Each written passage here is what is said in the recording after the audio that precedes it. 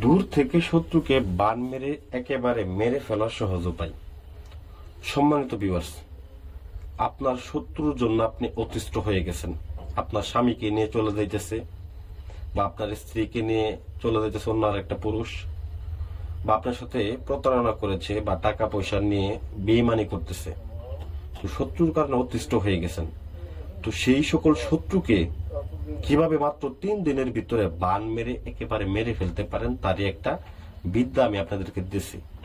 তো যারা মূলত ইউটিউবে কাজ করতে করতে হতাশাগ্রস্ত হয়ে গেছেন, তাদেরকে আমি এই ভিডিওটা সম্পূর্ণ দেখার অনুরোধ করতেছি।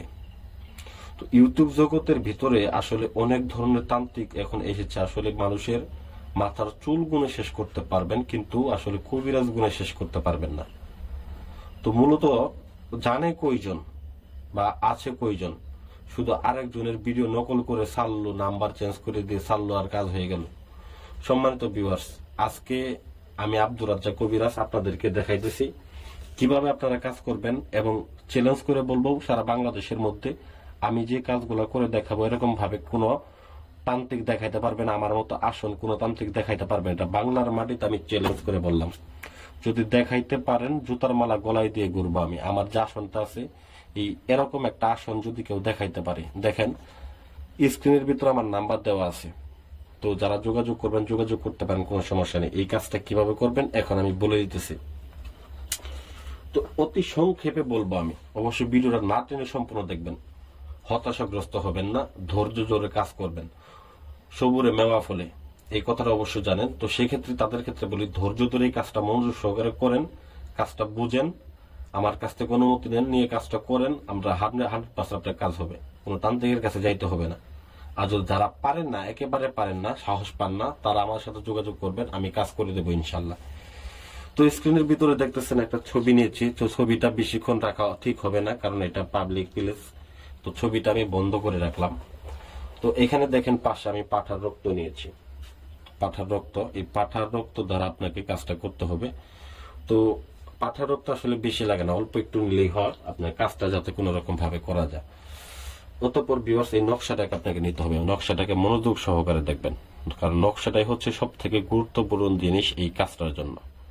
এই নকশাটা আপনাকে নিতে হবে, তারপর পাঠার রক্ত নিতে হবে, একটা ছবি নিতে হবে। অতঃপর ভিউয়ার্স, আপনি যেটা করবেন সেটা হচ্ছে আপনাকে সেফটি পিন নিতে হবে। তারপর দেখেন আপনি আলপিন নেবেন।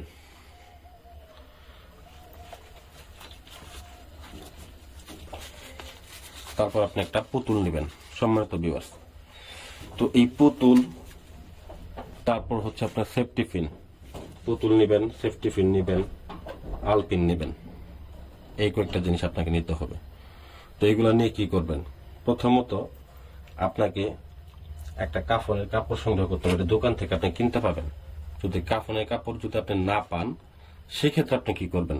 সেক্ষেত্রে আপনার করণীয় হচ্ছে বাজার থেকে আপনি যে নতুন কাফনের কাপড় পাওয়া যায়, নতুন কাফনের কাপড় কিনে আনবেন। যাদের টাকা আছে তারা দেখা গেছে সম্পূর্ণ নতুন কাফনের কাপড় কিনতে পাবেন, কিনে নিয়ে আসতে পারবেন। নতুন কাফনের কাপড় কিনে এনে এই নকশাটাকে সুন্দর করে অঙ্কন করবেন। অঙ্কন করার পরে দেখেন এখানে লেখা আছে সুন্দর করে নাম। এই নামের জায়গায় শত্রুর নামটা লিখবেন। এই পাশে নিচে লিখে দিবেন শত্রুর পিতা মাতার নামটা। ছেলে হলে পিতার নাম, মেয়ে হলে মাতার নামটা লিখে দিবেন। এটা হচ্ছে আপনার কাজ। আর যদি পিতা মাতার নামটা যদি আপনার না জানা থাকে, সেক্ষেত্রে পিতা মাতার নাম এখানে দেওয়ার দরকার নাই। সেক্ষেত্রে আপনি ছবিটা নেবেন। ছবিটা নিয়ে আপনি এই নকশার পাশে এরকম ভাবে আপনারা লাগিয়ে নেবেন। আমি এভাবে দিলাম, আপনারা এভাবে সুন্দর করে নকশাটার ভিতরে এভাবে লাগিয়ে নেবেন। লাগিয়ে নেওয়ার পরে নকশাটাকে ভাঁজ করবেন। আমি যেভাবে দেখাইতেছি এইভাবেই করবেন। এরকম ভাবে কেউ দেখাই দিবে না, কারণ তাদের ব্যবসা নষ্ট হয়ে যাবে। আমি ব্যবসার জন্য না, আপনাদের উপকার করতেছি। ঠিক আছে?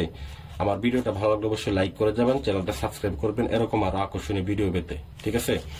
তো যাই হোক, অতঃপর ভিউয়ার্স, আপনাকে নকশাটাকে কি করতে হবে? তাবিজের মধ্যে ভরতে হবে। তাবিজের মধ্যে ভরে ওই তাবিজটাকে আপনি পুতুলের গলায় বেঁধে দিবেন। তো আমি একটা তাবিজ আপনাদেরকে দেখাইতেছি কোন রকম ভাবে কাজটা করে। এই যে পুতুলটা নিয়েছি আমি, এই পুতুলটার গলার মধ্যে আমি বেঁধে দিব।